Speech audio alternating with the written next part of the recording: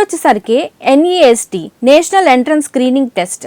So NEST exams ద్వారా students NISER Bhubaneswar మరియు CEBS ముంబైలో అడ్మిషన్స్ అయితే పొందవచ్చు. వీటికి అప్లికేషన్స్ ఆల్రెడీ జనవరిలోనే స్టార్ట్ అయ్యాయి అండ్ ఏప్రిల్ 6న ఎండ్ అవుతున్నాయి. ఎగ్జామ్ వచ్చేసరికి జూన్ 2026న కండక్ట్ చేస్తారు.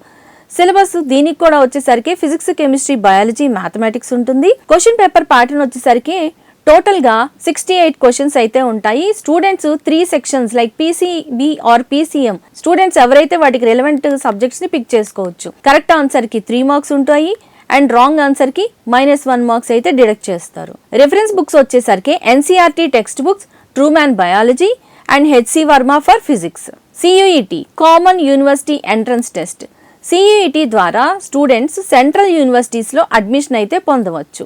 అప్లికేషన్ డేట్స్ ఆల్రెడీ స్టార్ట్ అయింది, అలాగే ఎండ్ కూడా అయిపోయాయి అండ్ మీకు ఎగ్జామ్ వచ్చేసరికి మేలో కండక్ట్ చేస్తారు. దీని సిలబస్ వచ్చేసరికి మోస్ట్లీ 12th క్లాస్ సిలబస్.